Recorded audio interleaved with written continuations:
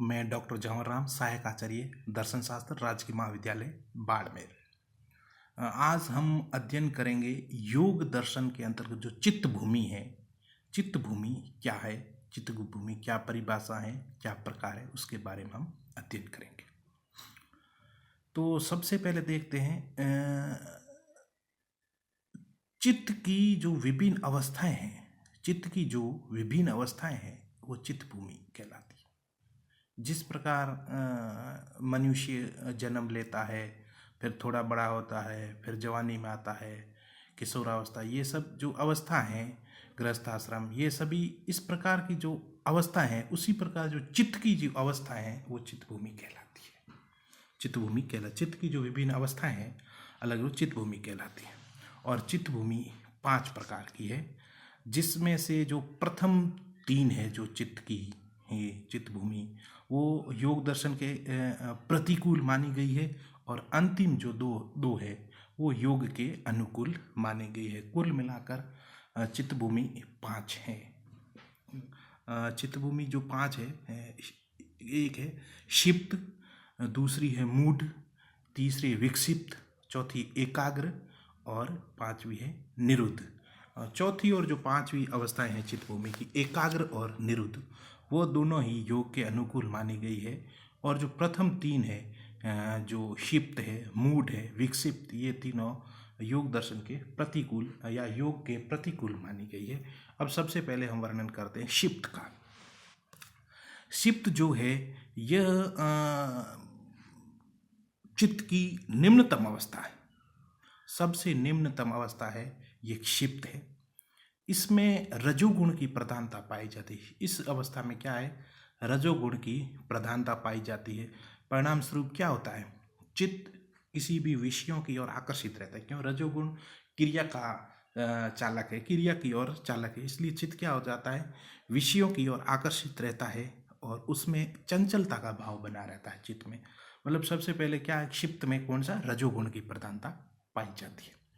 दूसरी जब हम बात करते हैं मूढ़, इस जो अवस्था में है, इस चित्त भूमि में तमोगुण की प्रधानता पाई जाती है। इसमें तमोगुण विद्यमान रहता है।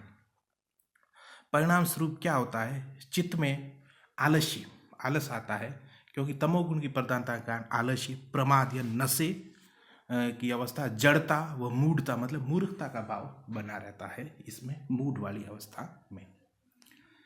तीसरी अवस्था की जब हम बात करते हैं, तीसरी आवश्यकता चित्त भूमि है विक्षिप्त। इसमें सत्व मिश्रित रज पाया जाता है। सत्व मिश्रित रज मतलब सत्व और रज दोनों का गुण, सत्व रज के साथ सत्व भी मिला रहता है, मिश्रित रहता है, इसलिए ये सत्व मिश्रित रज पाया जाता है।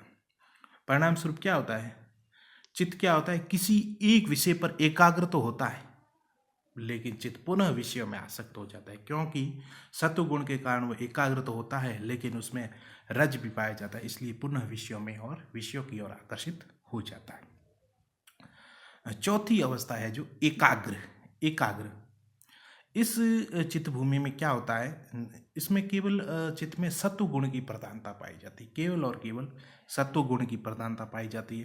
परिणाम स्वरूप क्या होता है, चित्त किसी एक विषय पर पूर्णता, परिणाम स्वरूप क्या हो जाता है, जब सत्व गुण की प्रधानता पाई जाने के कारण क्या होता है, चित्त किसी एक विषय पर पूर्ण रूप से एकाग्र हो जाता है। और ये जो देवता वर्ग है उसमें एकाग्र चित्त भूमि की प्रधानता हमें मिलती है, क्योंकि उसमें सत्व गुण की प्रधानता पाई जाती है। और इसे योग दर्शन में संप्रज्ञात समाधि भी कहते हैं। 5वीं जो अवस्था है वो है निरुद्ध। चित्त भूमि की जो 5वीं अवस्था है निरुद्ध।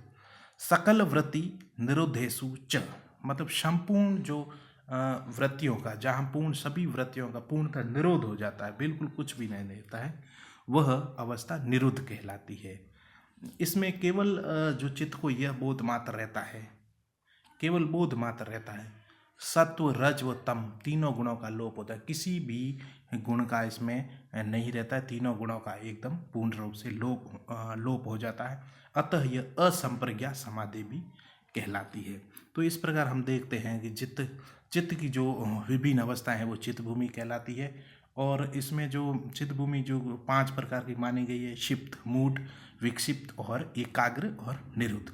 तो इस प्रकार ये 5 चित्त भूमि है, जिसमें प्रथम जो 3 है योग के प्रतिकूल माने गए, क्षिप्त, मूढ़ और विक्षिप्त, और जो अंतिम जो है एकाग्र और निरुद्ध, वह एकाग्र को संप्रज्ञात समाधि भी कहते हैं और निरुद्ध को असंप्रज्ञात समाधि भी। ये दोनों जो योग के अनुकूल मानी गई है। धन्यवाद।